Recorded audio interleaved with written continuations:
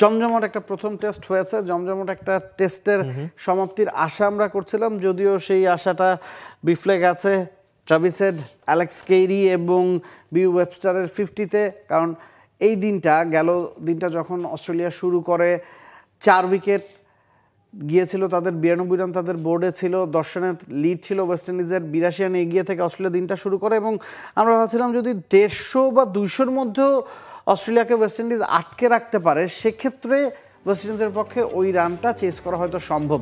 তবে Australia 310 run করে ম্যাচটা নিজেদের আওতায় নিয়ে গেছে। অ্যালেক্স কেইরি 65 করেছেন, ওয়েবস্টারের ব্যাট থেকে 63 এসেছে। ট্রাভিস হেড যিনি 2 ইনিংসে 50 করেছেন, ম্যাচ সেরা হয়েছেন এবং সেকেন্ড ইনিংসে অস্ট্রেলিয়া আসলে ওয়েস্ট ইন্ডিজকে ধসিয়ে দিয়েছে। তারপরও শামার জোসেফের কথা আলাদা করে না বললেই না, অস্ট্রেলিয়া হয়তো তার প্রিয় প্রতিপক্ষ। প্রথম ইনিংসে 4 উইকেট নিয়েছেন, একেবারে টপ অর্ডারটা গুড়িয়ে দিয়েছিলেন। দ্বিতীয় ইনিংসে 5 উইকেট, ব্যাটিংয়েও ওই 141 রানের মধ্যে 44 রান শামার জোসেফ একাই করেছেন, সেটাও 22 বলে।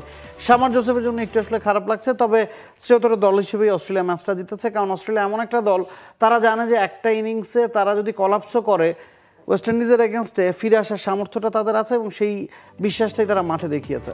নাবিল কাছে আমার মনে হচ্ছে যে ঠিক আছে ব্যাটারদের ছবি আমরা দেখছি বটে, কিন্তু এই ম্যাচটা একদম পারফেক্ট ভালো পেস বোলিং যাকে বলে আপনি সেটাই দেখতে পাবেন। শুরুতে আমরা দেখেছিলাম যে উইন্ডিজে শামার জোসেফ থেকে শুরু করে খুব ভালো, একদম খুব ভালো বল করছে, 5টা উইকেট, 5-4, একজন 5 আর একজন 4টা উইকেট নিয়েছে। পরে আবার স্টার খুব ভালো বল করছে, এমনকি 4th ইনিংসে আবার হ্যাজেলউড 5টা উইকেট নিয়েছেন। মানে একদম কোয়ালিটি ফুল পেসারদের ম্যাচ যেমন হয় ঠিক তেমন অস্ট্রেলিয়া এমন একটা দল, আপনি বলছিলেন যে 200 রান না করেও কিন্তু তারা ঠিকই কামব্যাক করেছে।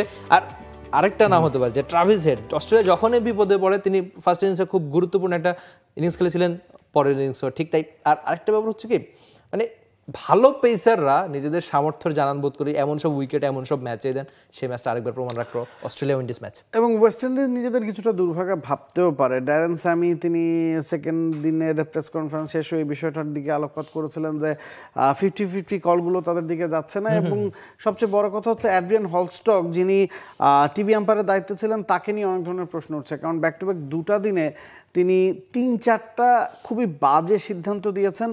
একজন অনফিল্ড আম্পায়ার যারা মাঠে দায়িত্ব পালন করেন তাদের কাছ থেকে আপনি হয়তো ভুল এক্সপেক্ট করতে পারেন, বিকজ ম্যাটার অফ সেকেন্ডসের মধ্যে তাদেরকে ডিসিশনটা দিতে হয় বা নিতে হয়। যখন 4th আম্পায়ার একটা ম্যাচে টিভি রিপ্লে দেখে ডিআরএসের সকল যেই সুবিধাগুলো আছে সেগুলো পর্যবেক্ষণ করার পরে একটা ম্যাচে 3টা ভুল সিদ্ধান্ত দেন এবং 3টা ভুল সিদ্ধান্ত ওয়েস্ট ইন্ডিজের বিপক্ষে যায় এবং সেটার জন্য তাদেরকে চড়া মাসুল গুনতে হয়, তখন তো এটা আসলে খারাপ লাগারই কথা। অবশ্যই। আর ক্যাচ মিসটাও তাদের একটু ভোগাতে হবে। ঠিক আছে, দারুণ বোলিং এর সঙ্গে দারুণ হাফ ডজন ক্যাচ মিস হয়েছে। মানে স্লিপ ফিল্ডিং হলে, মানে স্লিপ ফিল্ডিং যদি আরেকটু ভালো হতো তাহলে হতো। আর ড্যারেন স্যামির যে ব্যাপারটা আপনি বলছিলেন যে এই নামটা বোধ করি একটু প্রতিবাদী ক্যারেক্টার বটে। ওই যে বিশ্বকাপটা জিতে যেভাবে তিনি উইন্ডিজের সবাইকে এক হতে বললেন, উইন্ডিজ ক্রিকেট অনেকখানি পিছিয়ে গিয়েছে। এখন কোচ হিসেবে কেমন করে, ক্যাপ্টেন হিসেবে দারুণ পারফরমেন্স করছেন, উইন্ডিজকে বিশ্বকাপ জিতিয়েছেন, টি-20 বিশ্বকাপ। এখন ক্যাপ্টেন হিসেবে মানে কোচ হিসেবে অন্তত ভালো করবেন সেই আশা আমরা করতেই পারি।